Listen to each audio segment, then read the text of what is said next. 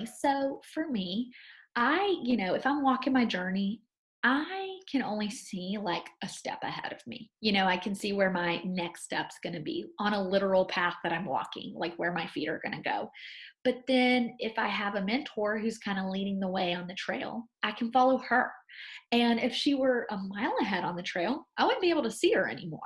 And so I think of it in that context of like, yeah, we do all want to learn from Oprah or Marie Forleo or whatever, but she probably doesn't have the capacity to come be in my life 3 steps ahead of me all the time, making sure I'm right there behind her, never leaving me behind. I'm one of 500,000 people who are trying to keep up with her. And so someone who's just a few steps ahead of you can say, hey, I'm right here, like just a few steps ahead. Come along, come with me. I'm right on the trail with you. I'm figuring it out. Oops, that didn't work out for me. Let me share that with you while it's still relevant for you because you're just a few steps behind me. People who are a mile ahead of you might be focusing on a hurdle or a task that are far beyond the scope of what's going on in your life right now.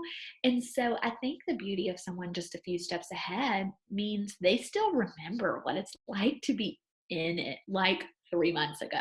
And so that's been really meaningful to me. Doesn't mean they have to be older than you. I've certainly learned from people younger than me, just a few steps ahead. If they figured out something and walked that road ahead of you and are a little bit further along the journey, they have so much they can offer you by passing that along. And same for those of you listening. You have so much you can offer someone who's just a few steps behind you.